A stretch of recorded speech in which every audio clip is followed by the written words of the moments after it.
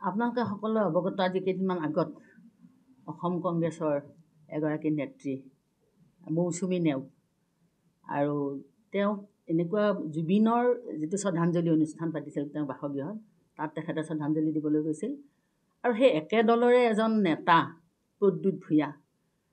তেখেতো তাত উপস্থিত আছিল আৰু এইটো আমাতকৈ আপোনালোকৰ হয়তো কিছুসংখ্যকে জানিব মিডিয়াৰ কিছুসংখ্যকে তেওঁৰ পৰা মৌচুমীৰ পৰা এটা বাইক ল'বৰ কাৰণে আগবাঢ়ি গৈছিল আৰু যোৱাৰ লগে লগে প্ৰদ্যুৎ ভূঞা বোলা ব্যক্তিজনে কংগ্ৰেছৰ যিজন নেতা তেখেতে তেওঁক ঠেলি তাৰ পৰা ছাইড কৰি তাতেই তেওঁক মানে কিছু মিছবিহেভ কৰা বুলি আমি অৱগত হৈছোঁ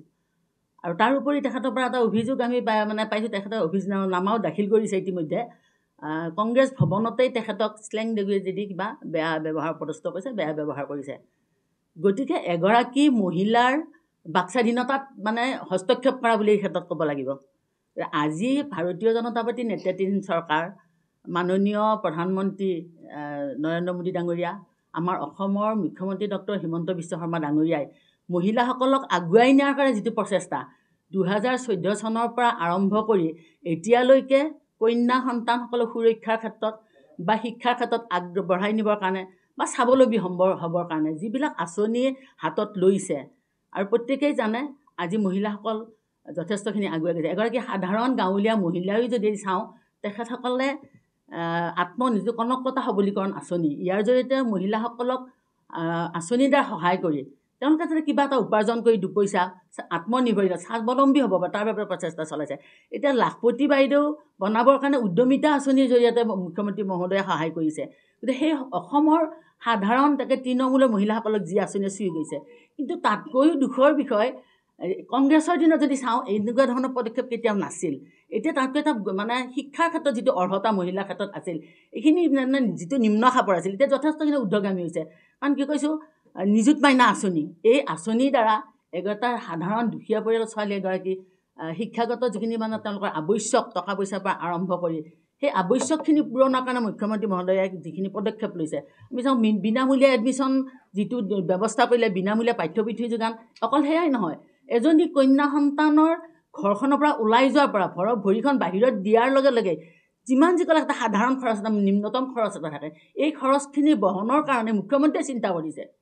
গতিকে গৰ্ভৱতী অৱস্থাত এগৰাকী মহিলাৰ যিখিনি প্ৰয়োজন সেই গৰ্ভৱতী মহিলাগৰাকীৰ পৰা গৰ্ভত থকা কন্যা সন্তানটোৰ পৰা আজিৰ সময়ত যদি আমি চাওঁ মুখ্যমন্ত্ৰী মহোদয়ে চিন্তা কৰিছে গতিকে আজি ছোৱালীসকলক আগুৱাই নিয়াৰ কাৰণে যিখিনি ব্যৱস্থা কৰিছে কন্যা সন্তানসকলক মুখ্যমন্ত্ৰী মহোদয়ক আমি ধন্যবাদ জ্ঞাপন কৰিব লাগিব তাতকৈ কি 50% মহিলাৰ কাৰণে চাকৰিত মকৰল কৰাৰ কাৰণে ইতিমধ্যে মুখ্যমন্ত্ৰী মহোদয়ে সিদ্ধান্ত লৈছে গতিকে মহিলাসকলক আজি আগুৱাই নিয়াৰ কাৰণে যিখিনি ব্যৱস্থা হাতত লৈছে আজি আমি ইমানখিনি মহিলা ইয়াত উপস্থিত আছোঁ আমাক এইখিনি ক'ব গ'লে ভাৰতীয় জনতা পাৰ্টীৰ চৰকাৰে হওক আমাক যিখিনি সুবিধা দিছে কৰাৰ কাৰণে বাকস্বাধীনত কেতিয়াও হস্তক্ষেপ কৰা নাই কিন্তু কংগ্ৰেছত আমি কি দেখিছোঁ ইয়াত এগৰাকী মহিলাৰ কিবা কথা কোৱাৰ অধিকাৰ নাই নেকি মিডিয়াৰ আগত তেওঁলোকৰ কথা ক'ব নোৱাৰে নেকি আগবাঢ়ি আহিব নোৱাৰে নেকি গতিকে এই ক্ষেত্ৰত মই কৈছোঁ তেওঁলোকৰ যিটো ভিতৰ চৰাৰ যিটো হেৰি তাৰমানে পুৰুষতান্ত্ৰিক নেকি তেওঁলোক তেনেকুৱা বুলি মোৰ এটা অনুমান হৈছে গতিকে এইটো কেতিয়াও হ'ব নোৱাৰে আমি যিখিনি মহিলা কংগ্ৰেছ বিজেপি বুলি নাই আমি মহিলাৰ হৈ মাত মাতিছোঁ গতিকে মহিলাৰ বাকস্বাধীনত কাৰো হস্তক্ষেপ কৰাৰ অধিকাৰ নাই কোন দলেই নহওক এগৰাকী মহিলাৰ পোৱাৰ অধিকাৰ আছে আমি সকলো মহিলাক যেতিয়া আগুৱাই লৈ আহিম পোৱাৰ অধিকাৰ দিম তেওঁলোকৰ যিখিনি প্ৰাপ্য সেইখিনিৰ পৰা বঞ্চিত নকৰি আগুৱাই লৈ যাম তেতিয়াহে কিন্তু আমি যিখিনি কৈ আহিছোঁ পুৰুষ আৰু নাৰী সমান গতিকে এই পুৰুষ আৰু নাৰী সমান তেতিয়াহে হ'ব যদি আমাৰ মুখ্যমন্ত্ৰী মহোদয়ে যেনেধৰণে চিন্তা কৰিছে আমাৰ প্ৰধানমন্ত্ৰী মহোদয়ে যেনেধৰণে চিন্তা কৰিছে সেই চিন্তা চৰ্চাক সকলোৱে যদি আমি আদৰণি জনাওঁ তেতিয়া কিন্তু সমান যিটো আমাৰ পুৰুষ মহিলাৰ ক্ষেত্ৰত কিন্তু আমি নিশ্চয় সফল হ'ব পাৰিম বুলি ভাবোঁ গতিকে মই এই জেগাতে মুখ্যমন্ত্ৰী মহোদয়ক ধন্যবাদ জ্ঞাপন কৰিছোঁ তেওঁ যথেষ্টখিনি মহিলাৰ কাৰণে পদক্ষেপ লৈছে মহিলাসকলক গ্ৰাম্য অঞ্চলৰ মহিলাৰ পৰা আৰম্ভ কৰি আমাৰ কৃষক মহিলা আছে যথেষ্টখিনি তাৰ বাবে পুৰস্কৃতও কৰিছে বহুত মহিলাক তেনেকুৱা ধৰণৰ কৃষকৰ গতিকে এনেকুৱা এটা আগুৱাই নিয়াৰ যিটো ব্যৱস্থা কিন্তু চাওঁ আমি এইটো আজি মৌচুমীৰ ক্ষেত্ৰতেই নহয় আগতো তেনেকুৱা উদাহৰণ যথেষ্ট আছে আজি মোৰ ওচৰতে অংকিতা দত্ত আছে ডক্টৰ অংকিতা তেখেতেও এটা সময়ত তেনেকুৱা কিছুমান সন্মুখীন হৈ সমস্যাৰ সন্মুখীন তেওঁ অভিযোগ আনিছিল যাৰ ফলত তেওঁক তাৰমানে কোনো এটা বিচাৰ নিদিলে যাৰ ফলত তেওঁ আজি ইয়াত আহি পেলাই ভাৰতীয় জনতা পাৰ্টীত তেওঁ মানে আমাৰ লগত সদস্য আজি আমাৰ লগত একেলগে কাম কৰি আছে কিন্তু গতিকে তেওঁ নিশ্চয় ইয়াত আহি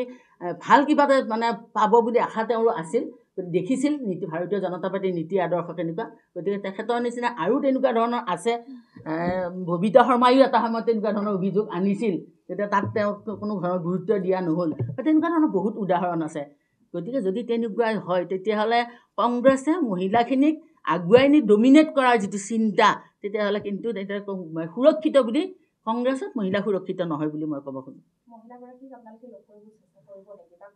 এতিয়ালৈকে আমি কোনো লগ ধৰা নাই যদি সময় হয় তেতিয়াহ'লে প্ৰয়োজন হ'লে আমি তেখেতক লগ কৰিম তেওঁ শক্তিশালী নেত্ৰী বুলি কৈছে শক্তিশালী নেত্ৰী এগৰাকী কেতিয়া হ'ব পাৰে মহিলাৰ যেতিয়া নেতৃত্ব দিব পাৰিব মহিলাৰ লগত মহিলাৰ যিখিনি ওপৰত ন্যায় বিচাৰিছে তেওঁলোকে ন্যায় দিয়াৰ কাৰণে তেওঁ মাত মাতিব তেতিয়াহে আচলতে নেত্ৰী বুলি ক'ব পাৰি গতিকে তেখেতে কি কৰিছে তাত সেইটো মই ক'বলৈ নাযাওঁ কিন্তু আচলতে তেওঁ কি কৰিছে সকলোৱে দেখিছে এইটো ক্ষেত্ৰত